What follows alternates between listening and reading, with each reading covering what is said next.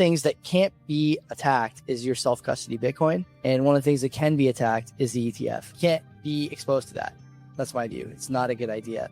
And by the way, that'll hit MSTR too. It'll probably hit other stuff as well. Friends and enemies, welcome back. Canadian Bitcoiners podcast. Friends and enemies, welcome to the CBP. Wanna be better informed? Listen to Len and Joey. Spots is taken care of right off the top. Bull Bitcoin and easy DNS. The media is feeding the slop. It doesn't matter what topics discussed. Quality entertainment and information you can trust. That's being planned or at least discussed. You know, we're not going to allow the entertainment and information you can trust. Send the guy some value, boost him with some sats. Bitcoin is a scarcity asset. I mean, it's just a fact. Geopolitical, national, down to the local cloud. Friends and enemies, do I have a treat for you guys tonight? I'm going to be joined shortly by Dr. Ahmad Ammous. Ahmad is a American-trained doctor. I mean, you can see it in the bio. I'll be honest, just like I said to him before we went live, selfishly, I am looking at my own situation here coming up on 40 in a few years. And I know a lot of you guys are in the same boat. And I thought, you know, when I look on Twitter and see the way that Bitcoiners are thinking about like training and thinking about eating and thinking about things like sleep and the grind and stress and blood pressure, and there's a million things going on, once you get past 30 or 35.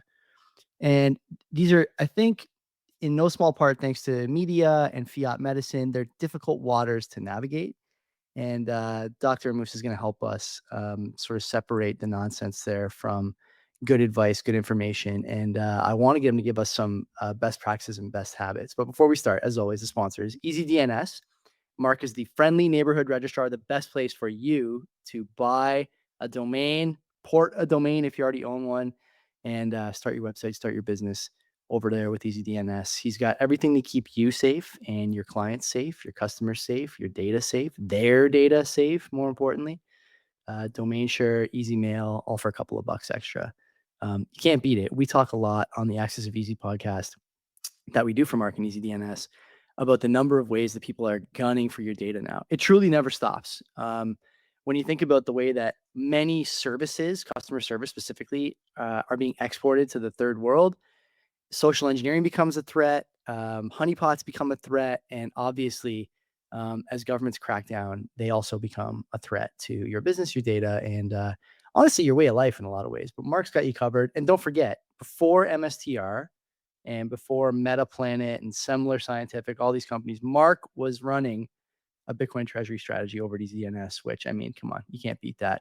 You can pay with Bitcoin if you like. You don't have to. He'll take your fiat and convert it himself if that's your preference. You can go over and use our promo code CBP Media. You get 50% off your first round of purchases over at EasyDNS. And we appreciate Mark, obviously, sponsoring the show. Second sponsor, Bull Bitcoin, who we also appreciate. Bull Bitcoin is the best place for you as a Canadian, or actually several European countries now and several Latin American countries as well, I used to say to buy and sell Bitcoin, but how about to be a Bitcoiner? And I'll tell you why. Obviously, they're non-custodial, so you don't have to worry about getting rugged by the government or rugged by the exchange. There's no quadriga threat there. Every Bitcoin you buy goes right to a wallet you control. You have to verify that with them before you buy. They will not hang on to your Bitcoin, which is fantastic. But you can also spend Bitcoin there. And it's not just about spending it as in selling for fiat and then spending the fiat. It's paying your mortgage, your cell phone bill, things that are expenses for you in your day-to-day life that maybe you hadn't realized you could use Bitcoin for, but the Bills platform over on Bull takes care of that for you.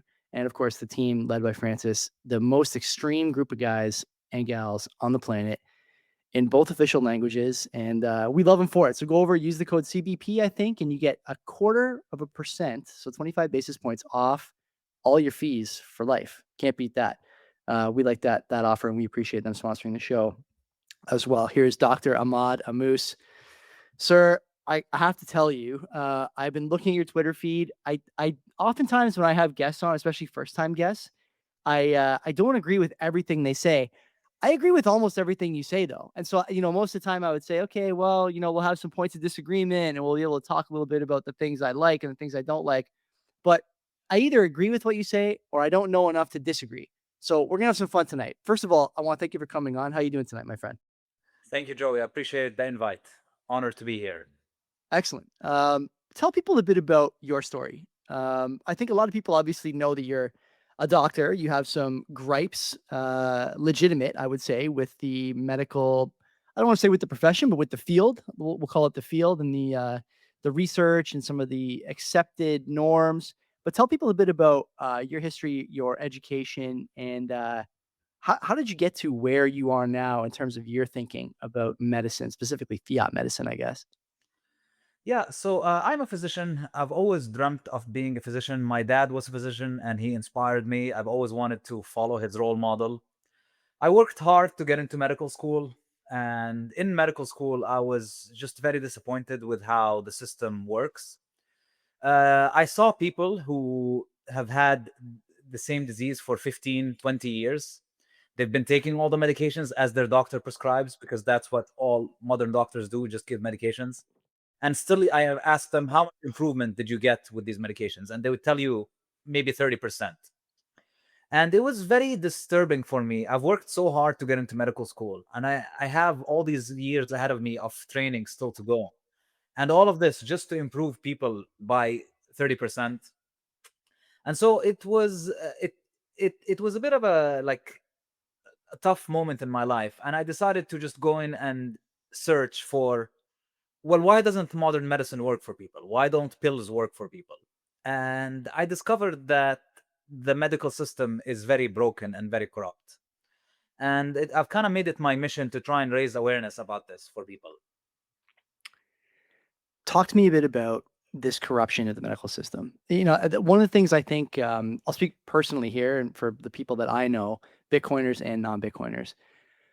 One of the things I find, Doc, is that unless you've been through the system for a significant illness or a traumatic injury, it's hard to understand just how left wanting you will be when it comes to your treatment plan. The example I always give is, I have a few of them at this point, unfortunately, but the example of I tore my Achilles playing basketball a few years ago, maybe 3 or 4 years ago, and when I went to the emergency room here in Canada, I waited for God, I don't know, 8 hours or something like that in a room full of people who also needed attention. I don't fault them for that, but when I was able to see a doctor, the doctor diagnosed me with a calf strain.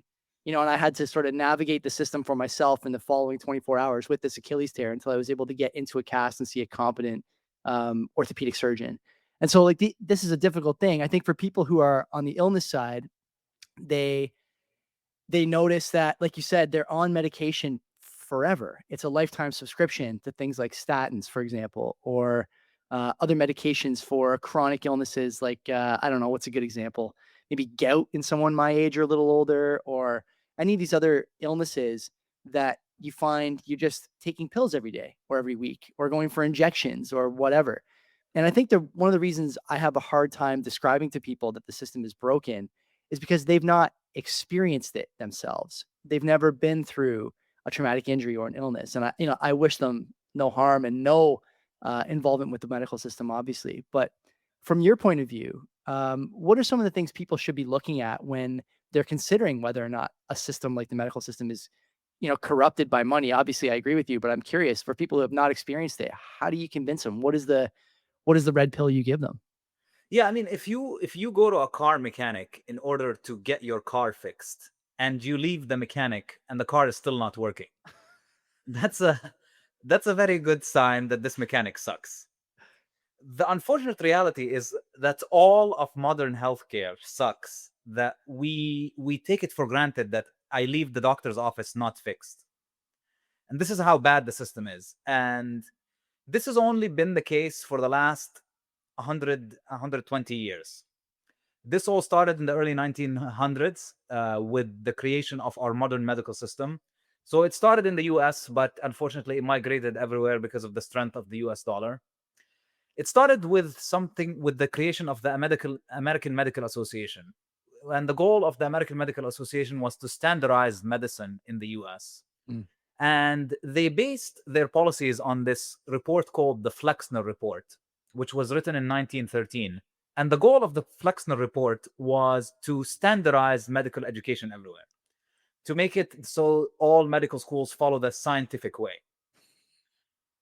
On paper, that sounds very romantic and great and progressive, but the reality is what they actually did was shut down any medical school that taught anything that wasn't pharmaceutical based medicine. So before the 1900s, you would get sick. There are different kinds of doctors you could go to. You could go to a homeopath, you could go to a naturopath, you could go to an osteopath, physical manipulation, all other schools of thought. But because in the early 1900s they discovered that there's so much profit to make with these pills that we can patent, they wanted to make it so that their medicine is the only medicine that's practiced. And this coincided with a huge decline in the quality of medical care that people were getting. But because everything else had become illegal, nobody realizes how messed up modern healing is. Okay, so okay, this sounds familiar, obviously, to Bitcoiners. People don't realize how bad things are because they have not explored any options, and some of those options have been made illegal by the state. Nowadays, when I think about what you just said about like different kinds of doctors and levels of expertise, it's funny. I think most people would agree that they get the best results when they go to a silo specific expert. In my case, when I go to a physical therapist for an injury, I often get more help and uh, someone who is willing to address the core issue rather than give me a pain pill to help me overcome the hamstring pain, calf pain, whatever, and get you back onto the field. When did physicians, sort of general physicians, just become like referral machines? Because it seems to me that when I go to my GP, I'm just told, well, I can't really help you unless you want this pill. If you don't want this pill, then I can't help you and you need to go see another doctor. When did this become the norm? Because like, the GP goes through much training, this better than most. And it seems to me that regardless of this mile wide, inch deep knowledge base, there's actually no expertise that can be given to you by a GP that you couldn't get from Google.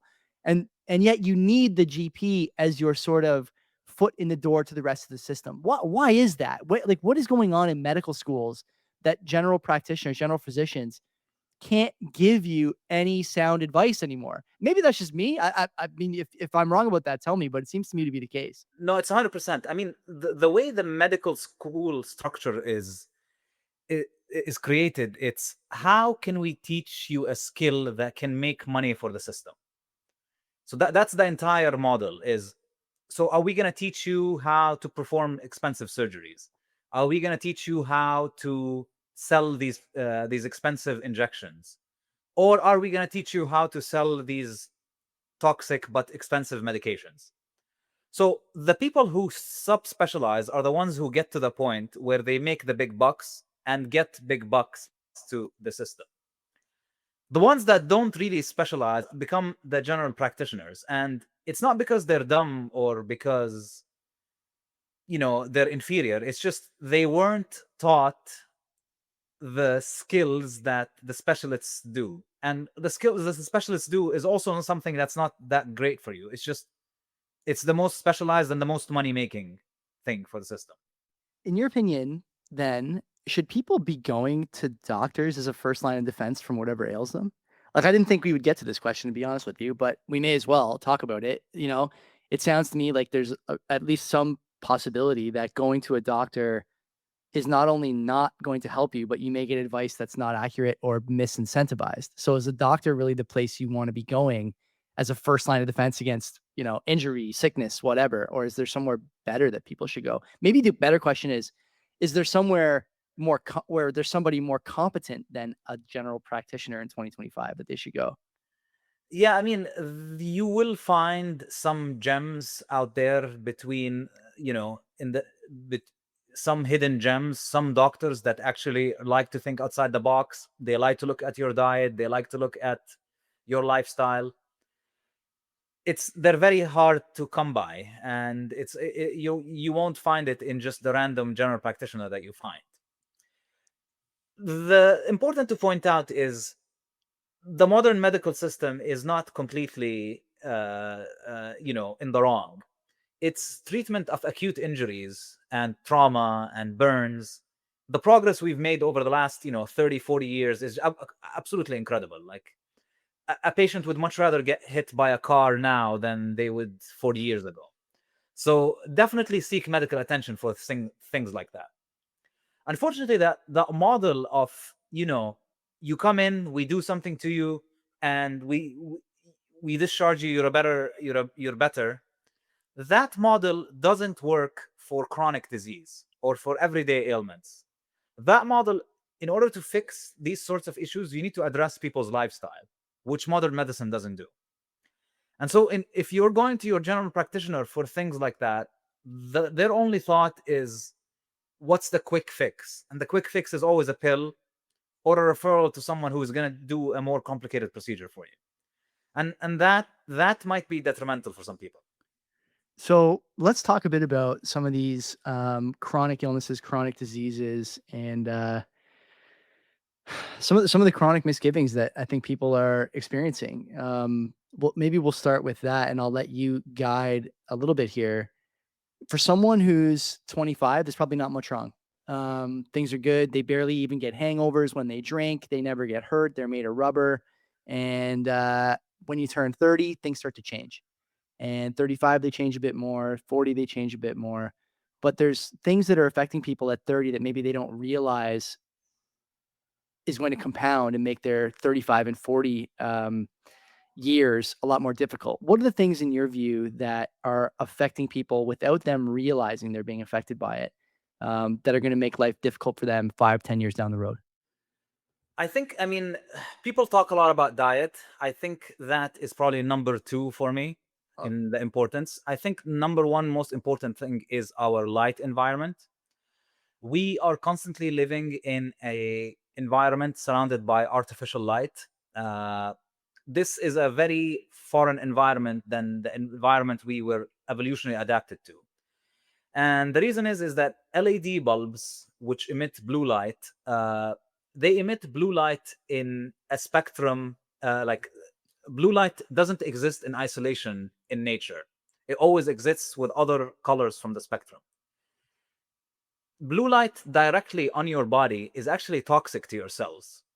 So if you are living under blue light all day, that is detrimental to your health. It's detrimental to your circadian rhythm. It's detrimental to the way your cells generate energy, and it's going to make you age faster. The best way to overcome that is to try and be outside as much as possible, which I know is not easy for Canadians. But as much as possible, especially during the summer, you want to be getting as much sun as you can. So this, I think, is a very, very important thing that most people they have a lot of work to do in that area. some people can't change the blue light. I'm guilty. There's two like surgical blue lights in this room. I'll have to do something about that. But some people can't change it. Like if you work in an office setting, an office environment, chances are it's difficult for you to get away from that because that's what the light people want against all manner of recommendations. And even I think it's obvious now to a lot of people, they feel worse under blue light. They can't sleep under blue light. There's all sorts of apps to cut the blue light out of your phone, and everyone wears those red glasses now. Let's say you can't avoid it though, doc. What are the mitigating things you can do? And I think a lot of people find themselves in this situation, by the way, where they're working or living or whatever in circumstances they can't alter or cannot affect change in. And so what they're doing is trying to mitigate in their personal time these effects. What can they do while they're living under a blue light in front of a computer, for example, at work to mitigate the effects of something like that? I actually didn't know that, like when you say it affects your cells energy production. Like that's not something I knew. I knew about circadian rhythm, but this other stuff is news to me. Yeah, it's quite incredible. Like the rabbit hole goes very deep. It's a lot more than just circadian rhythm and sleep. And uh, your mitochondria have these certain proteins called cytochromes, and they are actually light sensitive. And say they do better when they're exposed to red light from the sun, but they do worse when they're exposed to isolated blue light. So yeah, some strategies that people can do is try to see the sun in the morning before you see any artificial light. Even if it's cloudy outside, just being outside when the light is out, you're getting some photons of light, which is helpful. Have that be the first light that you see in the day before you see all the artificial blue light. And then if you are at work under LED bulbs all day, try and take breaks outside. Take a walk outside, 5-10 minutes. Even if it's cold, just exposing your eyes to the light outside is helpful. The blue blocking glasses, there are the red ones that you use at night. There's also the yellow lenses, and these are good if you're sitting on a computer for all day. Uh, and then in the summer, try and be outside as much as possible. On the weekends, try and be outside as much as possible. This is I remember, tell me if I'm wrong about this. I remember hearing from somebody that it actually, this idea of exposing yourself to natural light early in the day actually doesn't work if you're experiencing the light inside through a window. That's true, or that's okay, you're nodding. Yeah, tell me why. Yeah, I mean, so a lot of the ultraviolet and infrared that you need from the sun doesn't go through the windows, so you have to do it outside. It Being in a room where there's a window is better because you are getting the natural, light rhythm of the sun. It will set your circadian rhythm, but in order to get the beneficial photons, you want to be outside, at least your eyes. Yeah, I didn't realize it was that significant a Yeah. part of, yeah, healthy light diet, we'll call it.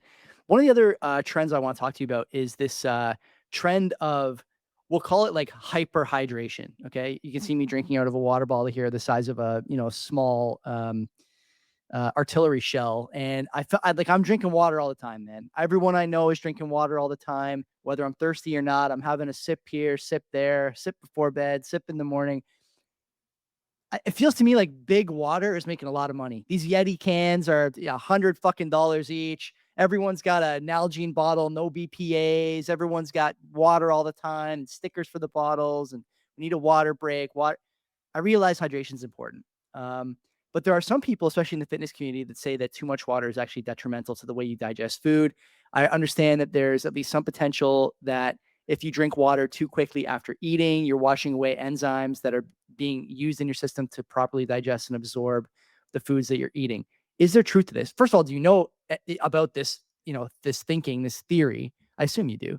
And if you do, is there truth to that? Is there like a limitation to the water people should be drinking? Is there a best time or to be avoiding water, for example, that people just don't talk about? As I see this all the time, people hammering waters, and I think, I don't know. I mean, speaking of evolutionary adaptations, I get the feeling that, in the Serengeti desert, we weren't hammering waters all the time chasing deer. So tell me about it. Yeah, I mean, so your body does a very good job of balancing uh, the water that you need based on how much you give it.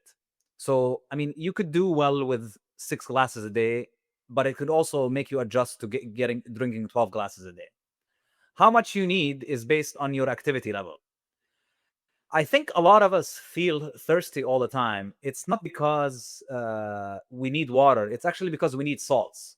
Hmm. So the stressful lifestyle that we live, exposed to artificial light, eating bad food, uh, all these things, especially if people are active and sweating, you need a lot of salts to make up for it. And if you are drinking like tap water or filtered water, a lot of these salts are not there. Huh. And so, like, if you want to make a comparison, like buy an expensive water bottle like a Fiji, and drink some of it versus drink a glass of filtered water, and you're gonna feel a lot more hydrated by the Fiji water, and it's because of all the ions that are in it. How, wait a minute.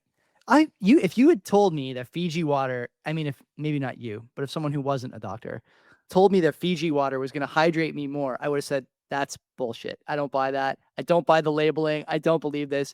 What do you mean the ions in it are more hydrating than the tap water? Because when people think about this stuff, oftentimes you hear bottled water is a scam. There's nothing to this, right? They might have some filtration process that makes it taste a little different than other water and different from each other, but overall, the sort of level of benefit is the same. Whether you're drinking out of your hose as an 8-year-old in your backyard or you're drinking a $4 Fiji, might actually be like an $8 Fiji. I have no idea.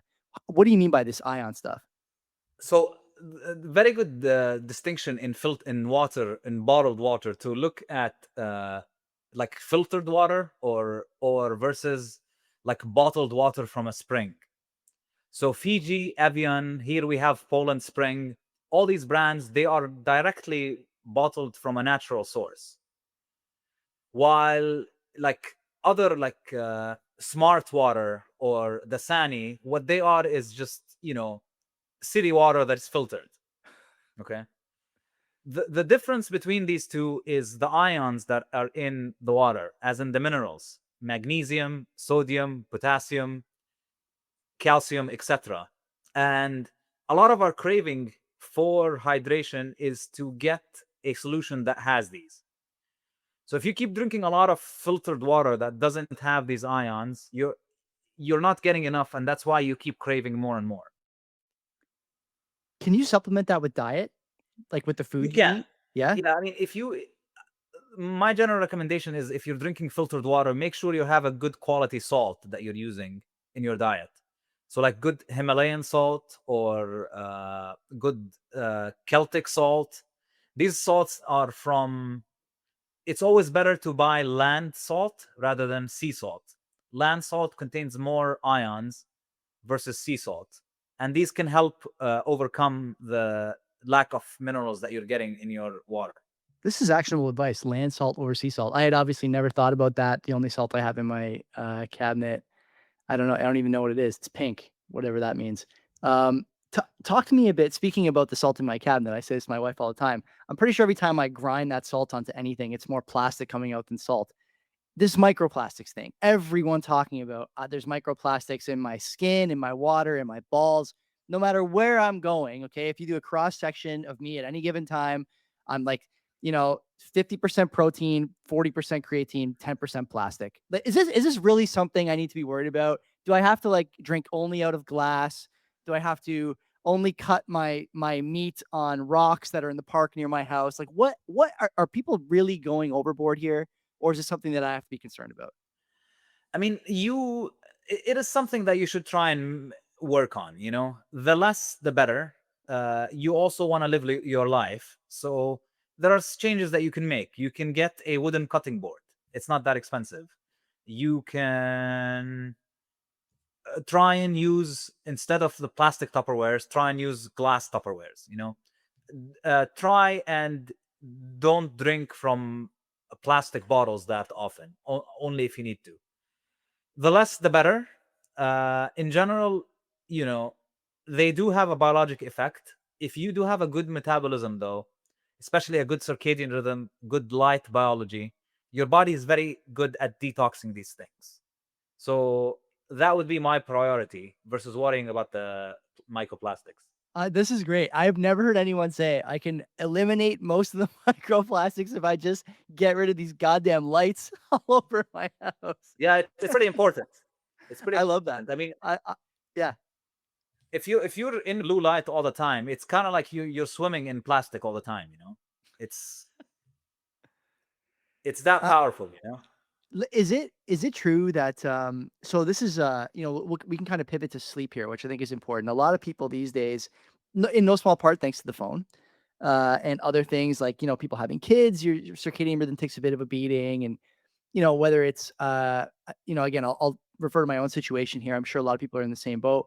When we had our daughter 8, 9 months ago, you find that instead of eating at 5 o'clock or 6 o'clock because of feeding times and cranky times and whatever else, you're eating late and it's affecting your sleep, or you're getting up in the middle of the night and it's affecting your sleep, or you're doing things that affect sort of your sleep pattern. You try and catch a nap in the middle of the day to catch up from last night, and you wind up oversleeping and not being tired when the circadian rhythm wants you to sleep. Let's say sleep is obviously a huge thing, and one of the things that I see a lot of Bitcoiners, especially, doing these days is using supplements like magnesium to sleep, or magnesium melatonin to sleep, which I do from time to time, or other things like these weed pills or any number of different sleep aids that are, I think, kind of pseudo natural, maybe naturally occurring, but not in the quantity or at the moment in which you need them to, help you with getting to bed.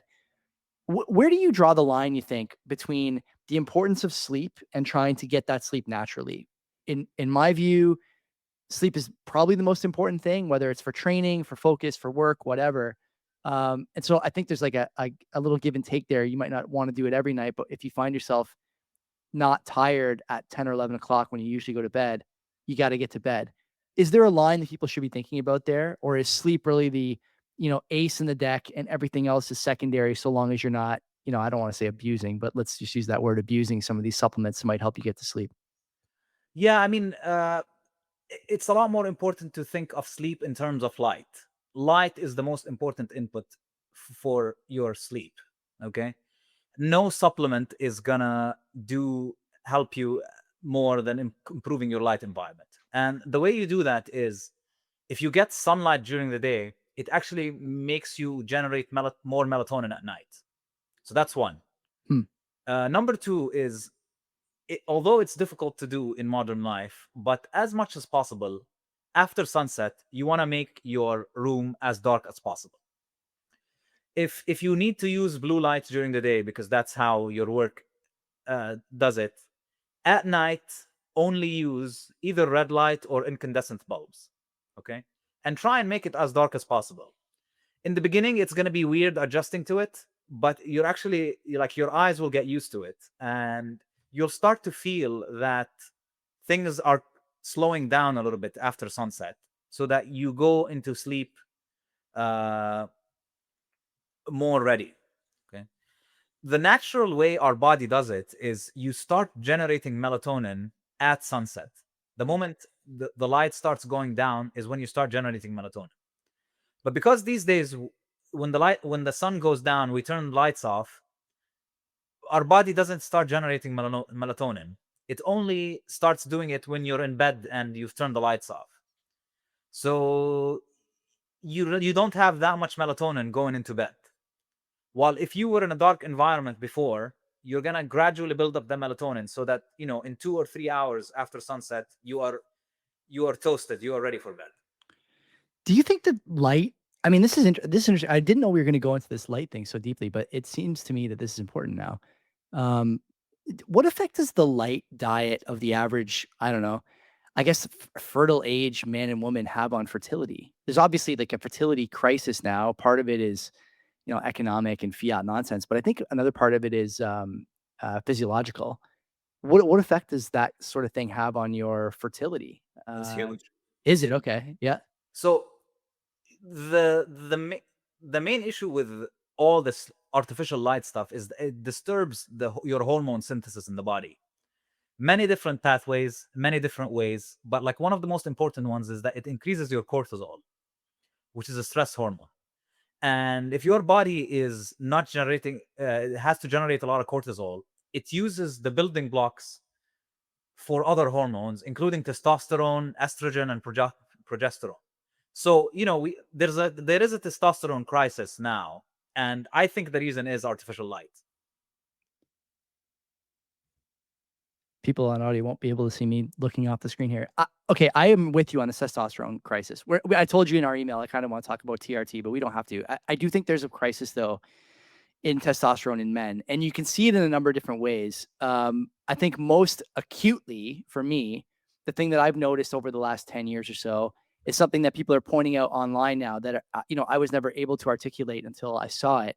That low testosterone men worry more about saying the thing that everyone else thinks is right and doing the thing that everyone else thinks is right and not doing the thing that is actually morally or ethically right.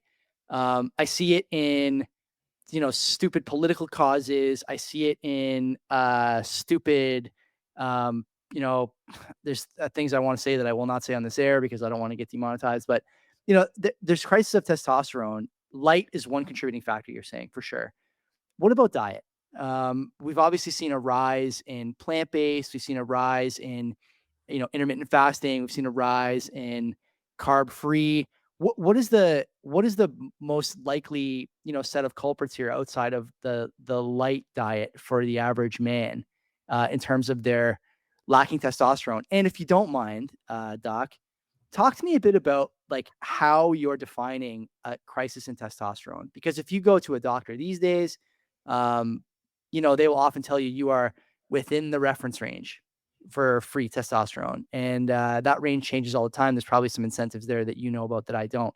Talk to me a bit about this. I want to hear more about it. Yeah. So the main thing with diet, and if you're worried about your hormonal health, the main issue with modern diets is that we don't consume enough animal fats. So you build testosterone and other hormones using cholesterol. Cholesterol is a necessary nutrient for building these hormones. So you see a lot of people that go on a plant-based diet, and in a few months they don't get their periods if they're women. If they're men, they have issues in the bedroom, etc. Huh. Or they start losing muscle mass. It's all because their hormones need animal fat.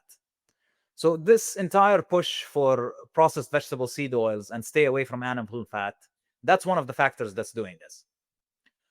Uh, on the other extreme, I know there's a lot of Bitcoiners that are into the carnivore community, and the carnivore diet is quite amazing. It's Is helped. your brother still on carnivore, by the way? It's still 10, 11 years in. He's going strong. Okay. Okay. Yeah. So for a lot of people, it works very well.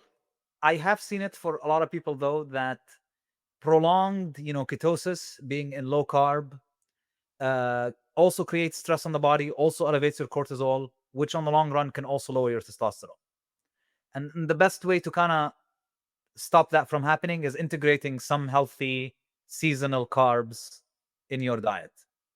So that's the two extremes of what might affect the testosterone levels. Well, yeah. Go ahead. I was gonna say, what's a healthy seasonal carb in your opinion? So it's eating what's in season in your light environment, in your atmosphere. So if you are in a cold environment, you're not going to be consuming, sugary fruits in the winter. In the fall, you might be consuming some, root vegetables, etc., that grow in your environment. In the winter, you're going to be mostly on a ketogenic diet. You're mostly going to be eating animal meat and fat because that's what is available at that time. There's no plants growing in when it's 0 degrees outside. And then when the summer comes, you eat the local fruits that grow in your environment. And the reason that that's important is the signals of how to digest these fruits, how your metabolism runs, comes from the same sun that hits you and hits them. This is a very what I would call a holistic approach to diet. Light. It never occurred to me to eat the things that are growing only in your area. Canadians, I guess that means we're only eating I don't know, potatoes and stupid political causes. I don't know what the macros are on those, but I guess we'll find out. You mentioned cholesterol, which I want to talk about. Cholesterol is this thing that is a boogeyman to a lot of people. There's a difference, obviously, between like your sort of blood cholesterol levels and your arterial cholesterol levels and all these things. I don't think people realize that. There's obviously been this huge, Ahmad, like huge push to get people on low cholesterol diets, to get them on cholesterol reducing medications, lifetime subscription again, by the way, among other things related to this whole cholesterol industrial complex. Um, Tell me a bit about whether or not the average person needs to be concerned about their cholesterol levels, and if they do, what is the best way to actually check whether the cholesterol level you have is a dangerous one? Yeah, so the average human being, all human beings should not be concerned about their cholesterol levels. Studies on cholesterol, it was one study, it was called the Framingham study. They did it in the 60s and 70s. It showed that some people with elevated cholesterol had higher risk of heart disease. The cholesterol selling medication industry jumped on this study and it became the highest selling drug in history. And then 20 years later, they followed up on these patients and that same population and saw that people with lower cholesterol actually had higher mortality. And there have been multiple studies showing that higher cholesterol does not equate to higher risk of cardiovascular disease. Okay. There's not really a link between higher cholesterol and cardiovascular disease. A lot of people with cardiovascular disease have normal cholesterol, and a lot of people with high cholesterol don't have cardiovascular disease. So, So yeah, go ahead, finish up. Yeah. cholesterol, you see it there in that artery that's clogged, in the heart vessel that's clogged, or in the brain vessel that's clogged. But what cholesterol's role there is to go and try and fix the blood vessel, to try and heal it, because it's about to rupture from all the inflammation there. So the cause of the issue is not the cholesterol. The cholesterol is there, is the firefighter there. What's causing the fire is inflammation in the blood vessel. And so, what causes inflammation? Many important things: insulin resistance, uh, processed vegetable seed oils, processed foods, lack of seeing sunlight and seeing too much artificial light. All these things drive inflammation, and cholesterol is only trying to fight that off. Have you ever said this at like a conference or anything? Like, I feel like this is good information. You'd be surprised by the number of people who want you on cholesterol meds basically as soon as you turn 45 because your cholesterol, again, higher than some reference range that the medical establishment's determined to be worrisome, or because you have a history of that in your family. This is, to me, I've never heard this before. Why was only the one study jumped on and publicized while the others were not? Because it seems to me that obviously, while there's incentives for money on the one side, a lot of people would be healthier and able to worry about other things that surely the medical profession would also jump on at some point. Why only one of these studies? And are there still studies being funded to kind of show that there is no correlation, causation, relationship between cholesterol and heart disease? No, nobody wants to do these studies. The studies are there, but nobody wants to repeat them because there's no money to be made there.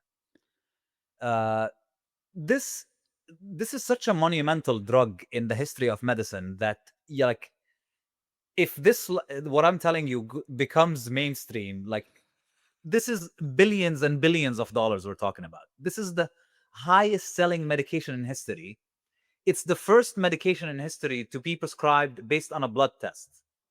No symptoms, no previous issues. You just go to your doctor, he does a blood test, and he gives you a pill. It's the most genius marketing model. So you all they needed is one study and just a lot of propaganda and a lot of fiat.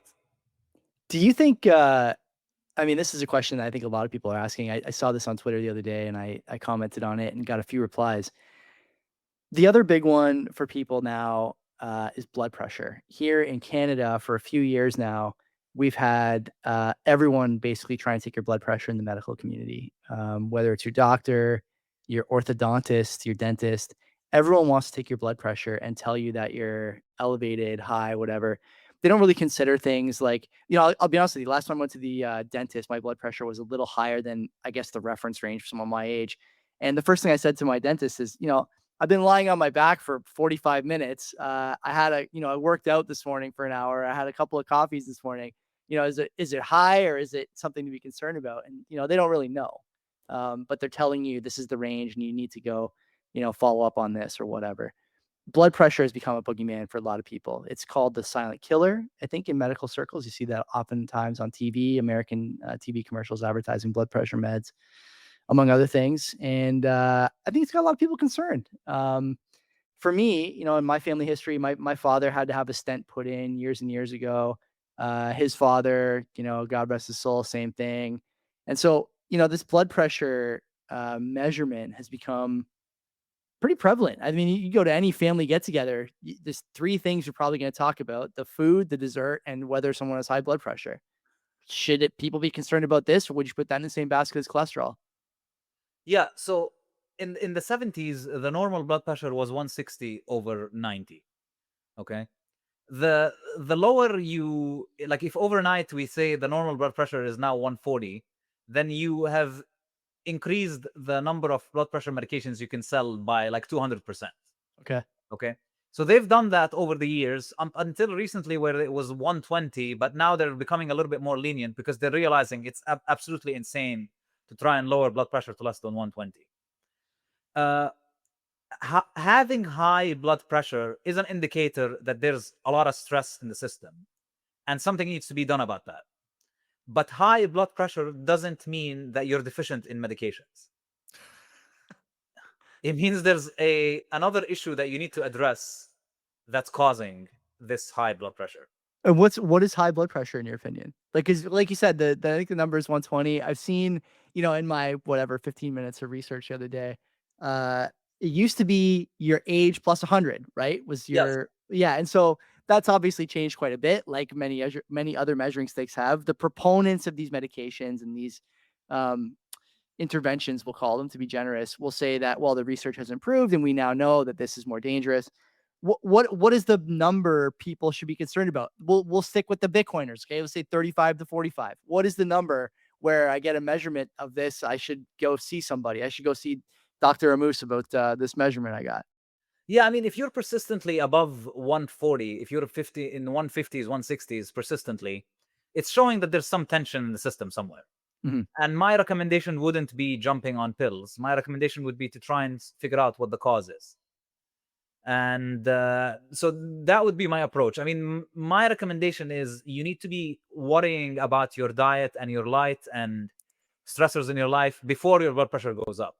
So you try and address these issues before they cause you a problem.